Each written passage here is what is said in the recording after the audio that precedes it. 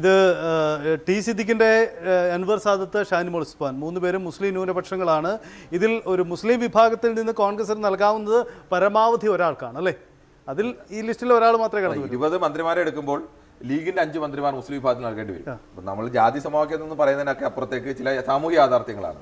അത് നോക്കുമ്പോൾ അതിനപ്പുറത്തേക്ക് ഒരു 6 പേരിൽ കൂടുതൽ, ഇനി അല്ല അത്ര പ്രമുഖരായ നേതാവുണ്ടെങ്കിൽ ചിലപ്പോൾ 7 പേരെ, അത് 20 7 പേരെ എന്നുള്ളതാണ്. സ്വാഭാവികമായും അപ്പോൾ പലതരത്തിലുള്ള ആക്ഷേപങ്ങളൊക്കെ പല ഘട്ടത്തിൽ നിന്ന് ഉയരാൻ സാധ്യതയുണ്ട്. അപ്പോൾ അതുകൂടെ നോക്കിയായിരിക്കും പരിഗണിക്കുന്നത്. ഇതിൽ നിന്ന് ഒരാൾക്ക് ഇപ്പോൾ ടി സിദ്ദിഖ് എ ഗ്രൂപ്പിൽ നിന്ന് വരുന്ന പ്രധാനപ്പെട്ട ഒരു നേതാവാണ് ടി സിദ്ദിഖ്.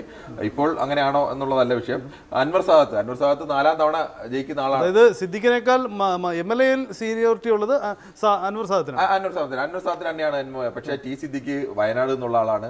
വയനാട് പ്രിയങ്ക ഗാന്ധിയുടെ മണ്ഡലമാണ്. അവിടെ ഒരു മന്ത്രി ഉണ്ടാവണം എന്നുള്ള മണ്ഡലത്തിന്റെ കാര്യങ്ങൾ പ്രിയങ്ക ഗാന്ധി ഇല്ലാതെ നടത്തിക്കൊണ്ട് ഒരാൾ.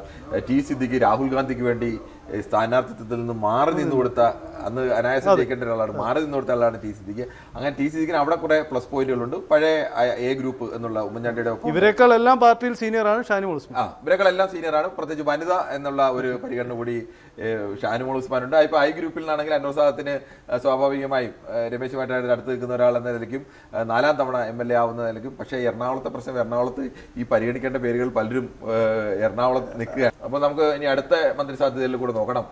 അത് സണ്ണി ജോസഫ് KPCC അധ്യക്ഷനാണ്. KPCC അധ്യക്ഷൻ എന്ന നിലയ്ക്ക് തന്നെ അദ്ദേഹം മന്ത്രിസ്ഥാനത്ത് എത്തുമെന്നുള്ളത്. ഞാൻ ഒരു കാര്യം കൂടി ചോദിക്കട്ടെ. സണ്ണി ജോസഫിനെ KPCC അധ്യക്ഷനായി തുടർന്ന് മന്ത്രി MLA ആയും KPCC സ്ഥാനത്തും തുടർന്നുകൊണ്ട് ഉള്ള ഒരു പൊസിഷൻ, അതിനുള്ള സാധ്യതയുണ്ടോ? അദ്ദേഹം മന്ത്രിസഭയിൽ വരാനാണ് സാധ്യത? എൻ്റെ പേഴ്സണൽ കാൽക്കുലേഷൻ സണ്ണി ജോസഫ് മന്ത്രി KPCC അധ്യക്ഷ സ്ഥാനം ഒഴിഞ്ഞ് മന്ത്രിസഭയിൽ വരാൻ തന്നെയാണ് സാധ്യത. ഇനി സജിത്ത് പറഞ്ഞ ഓപ്ഷനാണ് എങ്കിൽ ഇപ്പൊ അദ്ദേഹം MLA ആയിട്ട് തുടരുന്നു, എന്നിട്ട് KPCC അധ്യക്ഷനായി തുടരുന്നു. അങ്ങനെ ഒരു സ്ഥാനം, മന്ത്രിസ്ഥാനത്തെ യഥാർത്ഥത്തിൽ വലുത് KPCC അധ്യക്ഷ സ്ഥാനം തന്നെയാണ്. അത് പേഴ്സണൽ ചോയ്സുകളാണ് അത്തരം കാര്യങ്ങൾ.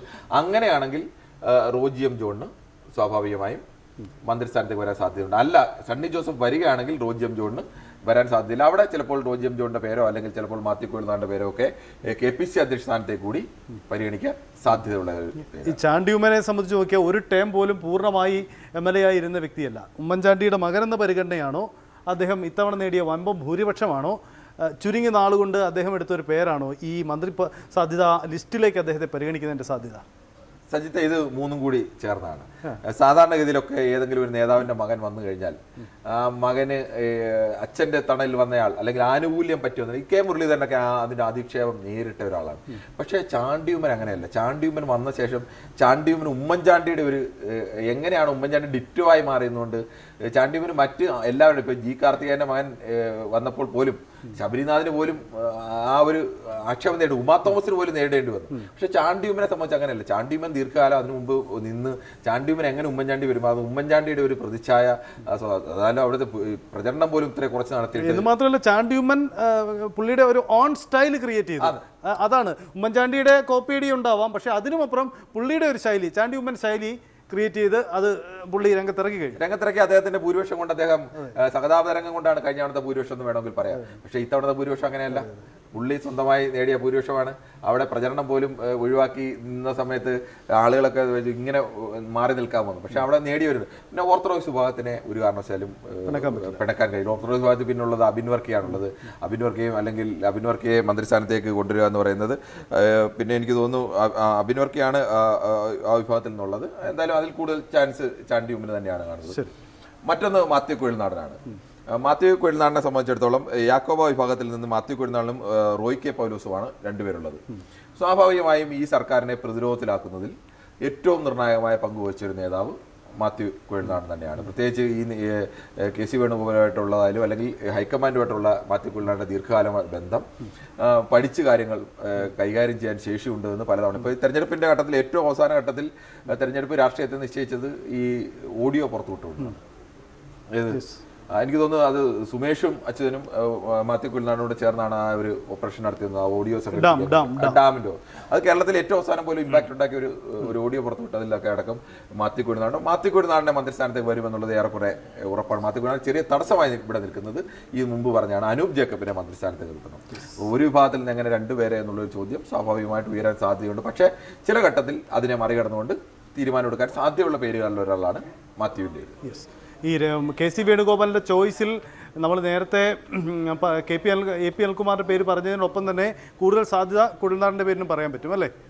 അതെ, അങ്ങനെ തന്നെ കുഴൽനാടിന്റെ പേരിനും പറയാൻ പറ്റും. പെർഫോമൻസിന്റെ അടിസ്ഥാനത്തിൽ തന്നെ നോക്കുമ്പോൾ കുഴൽനാടിനെ സംബന്ധിച്ചിടത്തോളം അങ്ങനെ ഒരു കേരളത്തിലെ കോൺഗ്രസ്സുകാർ അങ്ങനെ ഒരാളെ ആഗ്രഹിക്കുന്നുണ്ട്, അത്തരം അഗ്രസീവായി നിന്ന് അല്ലെങ്കിൽ കാര്യങ്ങൾ പഠിച്ചു കൈകാര്യം ചെയ്യുന്ന ഒരാളെ. ഇനി നമുക്ക് മറ്റൊന്നെടുക്കേണ്ടത് മന്ത്രിസ്ഥാനത്തിലേക്ക് ലത്തീൻ വിഭാഗത്തിൽ നിന്ന് വന്നാൽ തിരുവനന്തപുരത്ത് കോളത്ത് ഉജ്ജ്വല വിജയം എന്ന് തന്നെ പറയാം. പലതരത്തിലുള്ള വ്യക്തിപരമായ അധിക്ഷേപങ്ങൾ നേരിടേണ്ടി വന്നപ്പോഴും അതിനെല്ലാം മറികടന്നുകൊണ്ട് കോൺഗ്രസ്സുകാർ തന്നെ ചില ഘട്ടത്തിലൊക്കെ വിൻസെന്റിനെതിരെ നിലപാട് സ്വീകരിച്ച് പ്രാദേശിക സ്വീകരിച്ചപ്പോൾ പോലും ഭൂരിപക്ഷം കൊണ്ട് അതിനെല്ലാം മറികടന്ന നേതാവാണ് വിൻസെന്റ്. മറ്റൊന്ന് TJ വിനോദാണ്. പക്ഷേ ഇതിലൊരു ചെറിയ വിഷയം ഇത്തവണ എനിക്ക് സാഹിത്യത്തിന് കുറച്ചുകൂടി പറയാൻ കഴിയുന്നു. ഈ എറണാകുളത്ത് സതീശൻ നടപ്പാക്കിയ ഒരു ലത്തീൻ നയതന്ത്രം, അതെ, അത് ശരിയാ. സ്വാഭാവികമായ അതിൻ്റെ ഒരു പ്രതിഫലനം ഉണ്ടാവും. കാരണം ലത്തീൻ സഭയെ അവരുടെ പൂർണ്ണമായ ആവശ്യങ്ങളൊന്നും കേട്ടില്ല, പകരം പുതിയൊരു ബദൽ നീക്കമാണ്. എന്നാൽ ആ ബദൽ നീക്കം എല്ലാ അർത്ഥത്തിലും വിജയം കണ്ടു എന്നതാണ് സതീശൻ്റെ ആ തന്ത്രം വിജയിച്ചത്. അപ്പോൾ സ്വാഭാവികമായും ലത്തീൻ സഭയ്ക്ക് ഇത്തവണ മന്ത്രിസഭയിൽ ഒരു പരിഗണന ഉണ്ടാവണം. മുൻകാല മന്ത്രിസഭകളിലും ആ പരിഗണന ഉണ്ടായിരുന്നല്ലോ കൃത്യമായി തന്നെ. അതിൻ്റെ ഒരു ചെറിയ വിഷയം ലത്തീൻ സഭയ്ക്ക് പരിഗണന ഉണ്ടാവണം എന്ന് പറയുമ്പോൾ ഈ നമുക്ക് ഇതിലേക്ക് വരുന്ന ഷിബു ബേബിയുടെ മന്ത്രിസ്ഥാനത്ത് എന്തായാലും കൊണ്ടുവന്നേ പറ്റും. RSPയുടെ ചോയ്സ് ഷിബു ബേബിയാണ് ആയിരിക്കും എന്നതിൽ യാതൊരു സംശയവുമില്ല. അപ്പോൾ ഷിബു ബേബിയാണ് ലത്തീൻ വിഭാഗത്തിൽ നിന്ന് വരുന്ന പ്രധാനപ്പെട്ട ഒരാളാണ്. ഒരാളെ കൂടി ഇനി ലത്തീൻ വിഭാഗത്തിൽ നിന്ന് ഉൾപ്പെടുത്താൻ കഴിയുമോ? അവിടെ ഒരു ചോദ്യം കോൺഗ്രസ് മുന്നിൽ വരാൻ സാധ്യതയുണ്ട്. ഇനി അതിനെ മറികടന്ന് ഇപ്പോൾ അസാധാരണ തീരുമാനം സൈത്ത് പറഞ്ഞ പോലെ 3 സീറ്റാണ് കൊടുത്തത്. കൊച്ചിൻ രൂപതയുടെ ഭാഗമാണ് ആലപ്പുഴ. അപ്പോൾ ആലപ്പുഴയിൽ കൂടി ഒരു സീറ്റ് കൊടുത്തു. അതിനുശേഷം അവിടെ 2 സീറ്റുകൾ കൂടി കൊടുത്തു. അതുവഴി മുഹമ്മദ് ഷിയാസിന് ജയിക്കാനായെന്ന് മാത്രമല്ല ഈ സീറ്റുകളൊക്കെ ആലപ്പുഴയൊക്കെ പിടിച്ചെടുക്കാൻ കഴിഞ്ഞു എന്ന് പറഞ്ഞാൽ ലത്തീൻ വിഭാഗത്തിന് വലിയ പരിഗണന. സതീശന്റെ ലത്തീൻ നയതന്ത്രം വിജയിച്ചു. ഇനി അതിന്റെ സ്വാഭാവികമായൊരു പരിഗണന മന്ത്രിസഭയിൽ ഉണ്ടാവുകയാണെങ്കിൽ ഉണ്ടാവേണ്ട 2 പേർ, ഒന്ന് വിൻസെന്റും ഒന്ന് TJ വിനോദുമാണ്. ശരി, അടുത്ത സാധ്യതയിലേക്ക് പോകുമ്പോൾ പ്രധാനമായും ഈ മന്ത്രി സ്ഥാനത്തേക്ക് വരാൻ സാധ്യതയുള്ള പ്രധാനപ്പെട്ട വിഭാഗങ്ങൾ, പ്രധാനപ്പെട്ട മേഖലകൾ ഇപ്പോൾ മലബാർ മേഖലയിൽ നിന്നാണെങ്കിൽ സണ്ണി ജോസഫിനെ പോലെയുള്ള ആളുകൾ വരുന്നു. മധ്യ കേരള, എറണാകുളം, തൃശ്ശൂർ മേഖലയിൽ നിന്നുള്ള ആളുകൾ പ്രധാനപ്പെട്ട മന്ത്രിമാർ വരുന്നുണ്ട്. ഇനി കോട്ടയത്തേക്ക് വന്നാൽ കോട്ടയത്ത് ഘടകകക്ഷികളുടെ മന്ത്രിമാർ സ്വാഭാവികമായിട്ടും വരുന്നത് കോട്ടയത്തു നിന്നായിരിക്കും. മന്ത്രി കേരള കോൺഗ്രസിന്റെ മന്ത്രി വരാൻ സാധ്യതയുള്ള കോട്ടയത്തു നിന്നായിരിക്കും. അപ്പോൾ അതിന്റെ കോട്ടയത്തു നിന്നുള്ള പ്രാധാന്യം ഇനിയല്ല തിരുവഞ്ചൂർ. ഈ ചെറു കക്ഷികൾക്ക് ടേം വ്യവസ്ഥയിൽ വീതം വെക്കുകയാണെങ്കിൽ ഒരുപക്ഷെ ഒരു ടൈമിൽ മാണി കാപ്പന് പ്രതീക്ഷിക്കാം. അത്തരമൊരു സാഹചര്യമുണ്ട്. KK രമയെ ഉൾപ്പെടുത്തണമെങ്കിലും ഒരു ടൈം വ്യവസ്ഥയാണ്. KK രമയുടെ പാർട്ടി നേരത്തെ തന്നെ പറഞ്ഞിട്ടുണ്ട്, ഞങ്ങൾ UDFന്റെ ഭാഗമല്ല, ഞങ്ങൾ UDF അസോസിയേഷൻ മാത്രമേ ഉള്ളൂ, UDFന്റെ ഒരു ഭരണ സംവിധാനത്തിലേക്ക് കടക്കില്ല എന്ന് പറയുന്നത് അവിടെ നിലപാട്. ഇനി നിലപാട് മാറുമോ എന്നുള്ളത് നമുക്ക് സ്വാഭാവികം. ഇപ്പൊ ദീർഘകാലമായി അന്ന് ഒരു കമ്മ്യൂണിസ്റ്റ് പാർട്ടി എങ്ങനെ കോൺഗ്രസിന്റെ ഭാഗമായി ചേരും എന്ന ഘട്ടത്തിലെടുത്ത നിലപാടാണ്. കൂടുതൽ വാർത്തകൾക്ക് News 18 കേരളം യൂട്യൂബ് ചാനൽ സബ്സ്ക്രൈബ് ചെയ്യുക.